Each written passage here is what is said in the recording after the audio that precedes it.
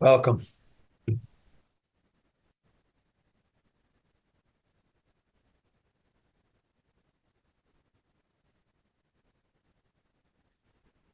It's said that Zen is solving the problem of birth and death. I'd like to explore that with you a little bit this morning.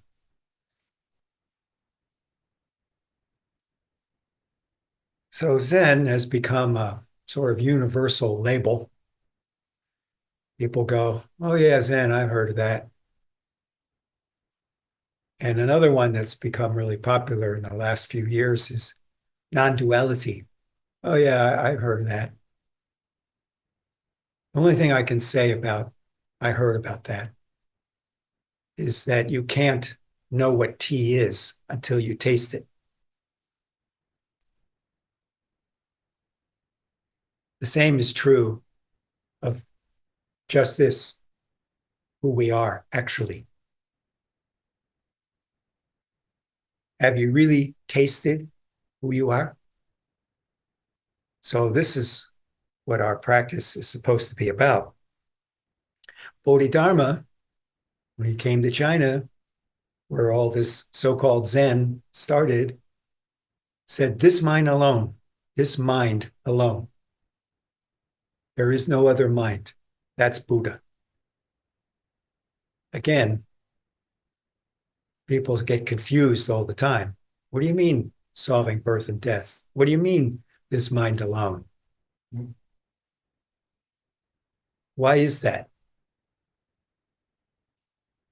In this world of what we call duality, of another term used for it is samsara, a world of suffering, Buddha said, here we are, old age, sickness, and death. You can't escape it.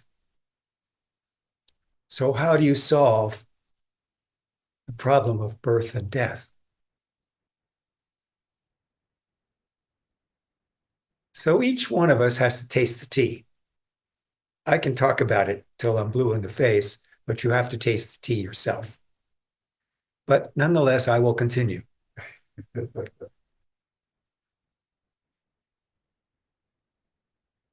fundamental problem is the identification with I, me, and mine. This is duality. I'm here, the world is out there. Here I am, that's what I have to deal with out there. This is the fundamental problem of birth and death in a nutshell, in a distilled view. Duality is empty. Non duality is empty. Waves form on the ocean, and we say, that's a wave, but it doesn't exist. It's empty. It's just a label for our convenience to have a way of talking about this phenomena. But when we identify with it and say, this is it, we're sure to lose it because it's going to die, so to speak. Next moment, the wave is gone. The nature of the wave is not a wave in this analogy, or in the way I'm talking about it here. It's wetness. The nature of water, let's say, I'm not giving a scientific definition here, I'm just using this as an analogy, is wetness. It can come as a form in solid, in gas, in liquid. I think it might even burn at some level, separated enough. But nonetheless, its essence, its original nature is wetness. So, this original nature, this non dualistic aspect of being, is where wisdom comes from.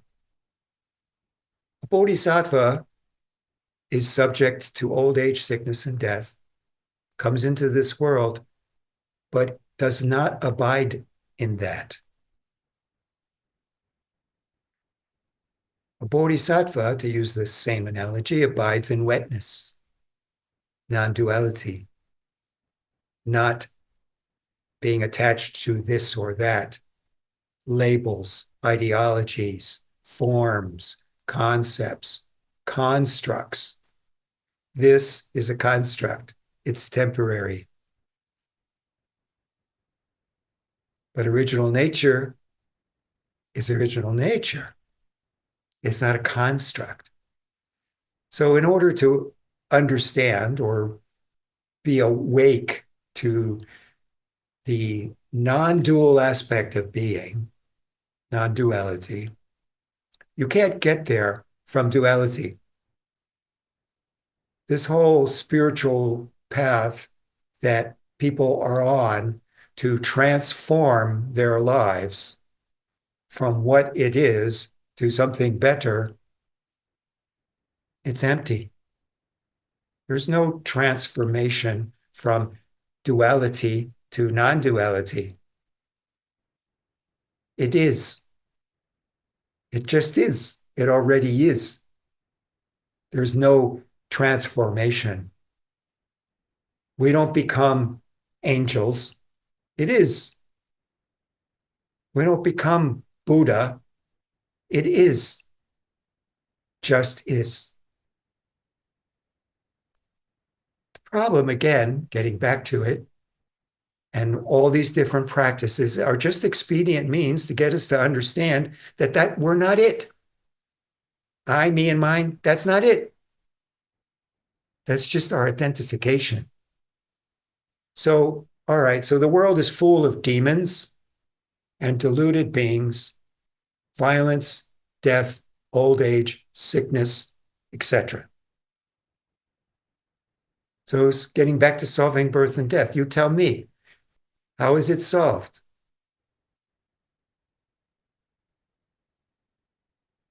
So as you're sitting and these things come up for you, these identifications, these troubles, these concerns, these things that we would like to change, and you keep putting them down, what happens? So I was sitting here this morning and I needed to sneeze. Now, I could have grabbed onto that. I could have held onto that really tightly. Oh shit, I got to sneeze. Now I got to mess up my meditation and sneeze. And I would have sneezed if I kept going down that path because there was an I, me, and mine. I just let it be. And the wave rose and the wave went away. Guess what? It is empty. It has no permanence. It was there, it's not there. It comes, it goes. But I had a part to play. You see, the bodhisattva has a part to play. But saving all sentient beings, what does that mean? It's the same question as solving birth and death, actually. Yeah, so, you know, we get confused by our Zen practice because we're just confused. Not that because Zen is confusing.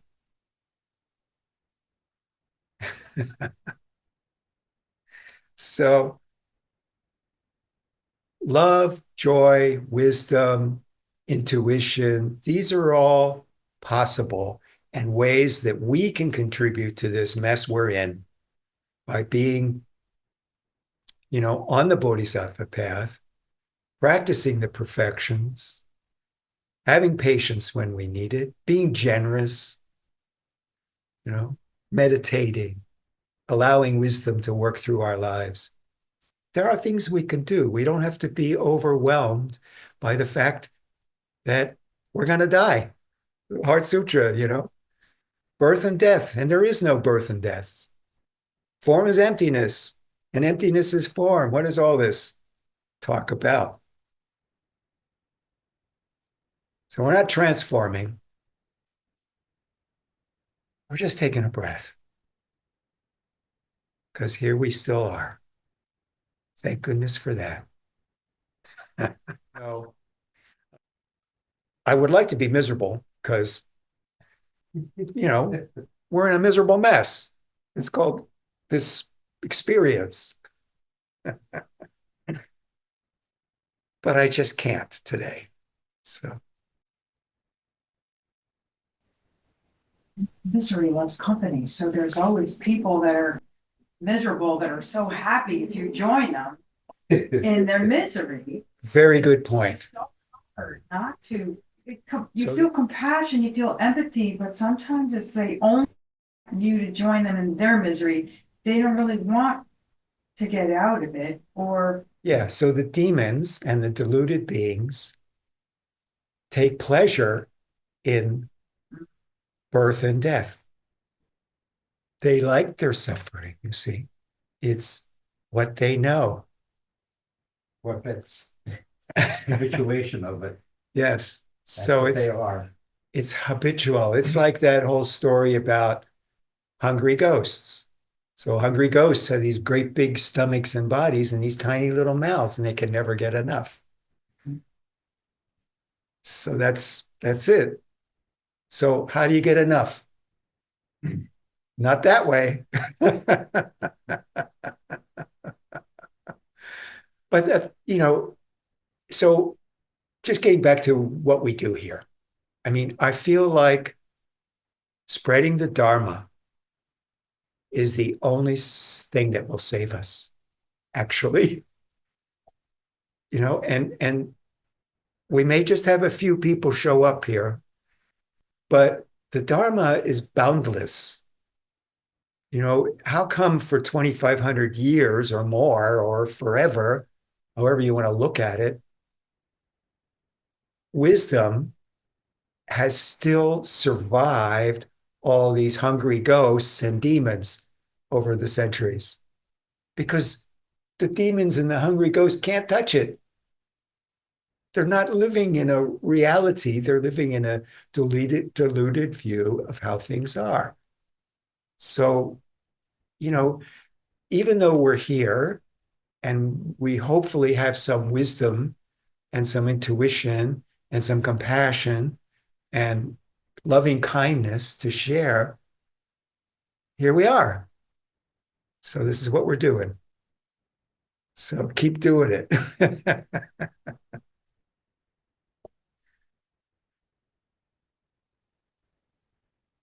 Any other questions or comments?